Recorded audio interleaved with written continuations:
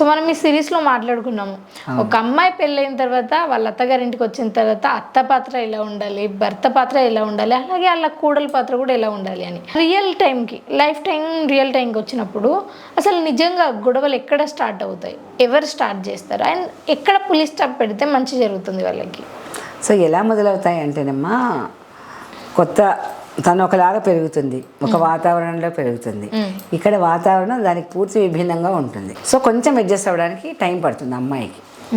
So ఆ టైంలో అత్తగారింటి వాళ్ళు తనకి ఒక ప్రొటెక్షన్, అంటే ఒక కాన్ఫిడెన్స్, ఇది నీ ఇల్లు అన్నది క్రియేట్ చేయగలగాలి. అది వాళ్ళ రోల్.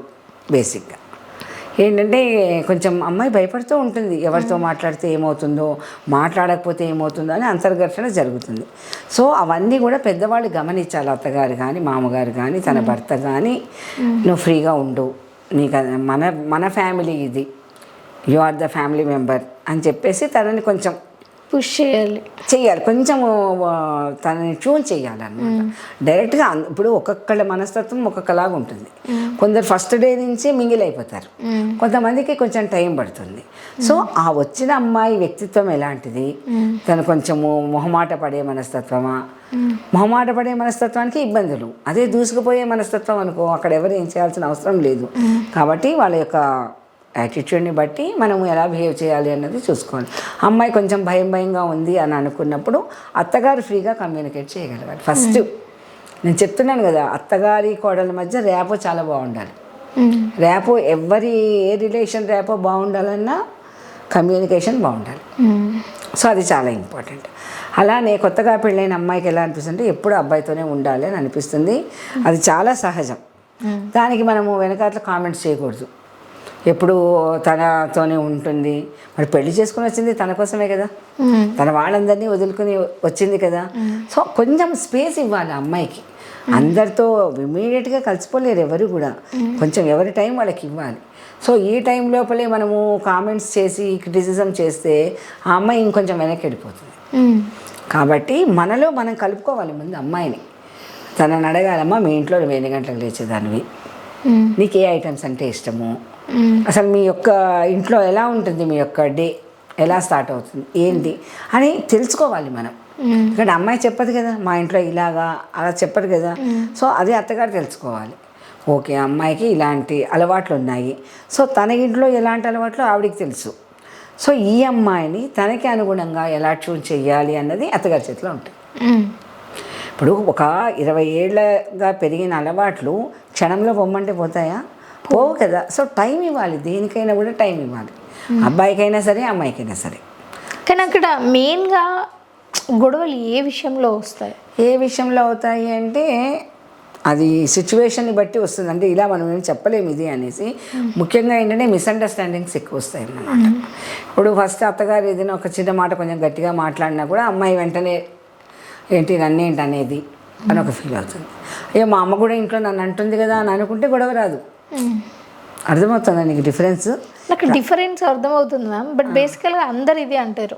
ఇప్పుడు అత్తగారింటి దగ్గర అత్తని నువ్వు అమ్మలాగా ఫీల్ అయినప్పుడు ఒక మాట అన్నప్పుడు మా అమ్మ కూడా నన్ను తిట్టేది కదా, సైలెంట్గా ఉంటే అయిపోతుంది అని అందరు చెప్తారు ఇదే. బట్ బేసికల్గా ఇంట్లో అమ్మ తిట్టినప్పుడు మనం కూడా 2-3 మాటలు అంటాం అమ్మని. బట్ అక్కడ అత్త అంటే అత్త ఎందుకు తీసుకోవాలి? మరి మనం అమ్మలాగా ఫీల్ అయినప్పుడు వాళ్ళు కూడా కూతురులాగా ఫీల్ అవ్వాలి కదా. చాలా మంచి ప్రశ్న వేసాం అమ్మ. నిజమే, అమ్మ ఒకటంటే మనం 3 అంటాం, అక్కడ క్లారిఫై అయిపోతుంది. కానీ ఇక్కడ అనలేము, ఆ డిస్టెన్స్ ఉంటుంది. ఎందుకంటే పెళ్ళైన కొత్త కాబట్టి. సో తర్వాత ముందు ఎవరో ఒకళ్ళు అత్తేనా అమ్మాయిని కూతురు అనుకోవాలి, లేదా కూతురైన అత్తగారిని అమ్మ అనుకుంటే సగం సమస్యలు పరిష్కారం అవుతాయి. కానీ ఇద్దరు అనుకోకపోతే కష్టం. ముందైతే ఆ భావన రావాలి.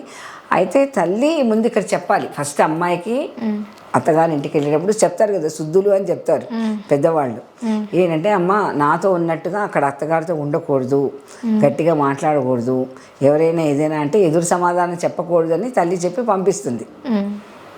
అవన్నీ చెప్పి పంపిస్తాం ఒక అమ్మాయిని పెళ్లి చేసి అత్తగారింటికి పంపించేటప్పుడు. సో కానీ తను అక్కడ ఉన్నప్పుడు సిచ్యువేషన్ని బట్టి she can express her feeling, that is nothing wrong.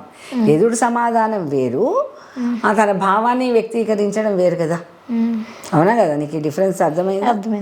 So తన భావాన్ని తను చెప్పగలగాలి ధైర్యంగా. భయం దేనికి? నీ ఇల్లే కదా అది. సో మనం భయపడకూడదు. ఏదైనా నచ్చని విషయం ఉంటే క్లియర్గా చెప్పగలగాలి, నాకు ఇది నచ్చదు అత్తయ్య గారు, లేకపోతే నాకు ఇది ఇష్టం లేదు అత్తయ్య గారు, ఏదో ఒకటి యూ కెన్ కమ్యూనికేషన్ మటుకు చేయడం అలవాటు చేసుకోవాలి ప్రతి ఒక్కళ్ళు కూడా. అది భర్తతో అయినా సరే, అత్తగారితో అయినా సరే, మామగారితో అయినా సరే. కానీ ఏం చెప్పకుండా మనసులో బాధపడ్డం మటుకు కరెక్ట్ కాదు. సో దానివల్ల అసంతృప్తి క్యారీ ఫార్వర్డ్ అవుతుంది. సో దాని నుంచి ప్రతి చిన్న విషయము కూడా చిరాకు తెప్పిస్తాయి. కాబట్టి clarify anything, if you have any doubts ఏదైనా సరే అడిగి తెలుసుకోండి. లేదా నేను ఇలా ఉండేదాన్ని, నాకు ఇలా ఇష్టము, లేదా కొంచెం టైం పడుతుంది, చెప్పుకోవడం నేర్చుకోవాలి ఎవరైనా సరే. ఆ చెప్పుకోవడంలోనే ఉంది.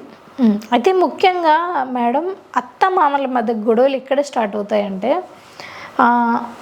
పెత్తనం చెలాయిస్తుంది కోడలు, ఇన్ని రోజులు నేనే చూసుకున్నాం కదా, ఇప్పుడు నా ఇంటిని తను చూసుకోవడం ఏంటి, పెద్ద పెద్ద డిసిషన్స్ అన్నీ తను చెప్తే నా కొడుకు చేయడం ఏంటి, నన్ను కదా అడగాలి అని అనుకుంటారు.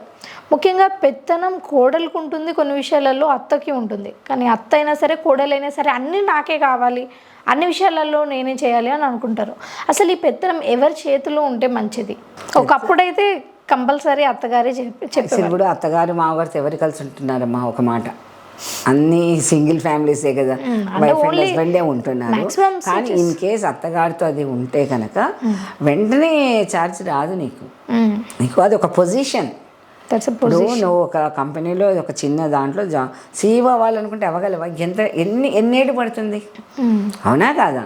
సో నీకు ఆ హోదా రావాలంటే నువ్వు ముందు ఫ్యామిలీని ఓన్ చేసుకోవాలి. ఇది నాది, వీళ్ళందరూ నా వాళ్ళు అని నువ్వు అలా అనుకుంటే ఆవిడ చూసుకుని ఒక శుభముహూర్తాన తాళం చేతులు సినిమాల్లో చూపిస్తారు కదా, అమ్మ ఇంకా నువ్వే చూసుకో, నేను రెస్ట్ తీసుకుంటాను అని అనేవాళ్ళు కొంతమంది ఉంటారు.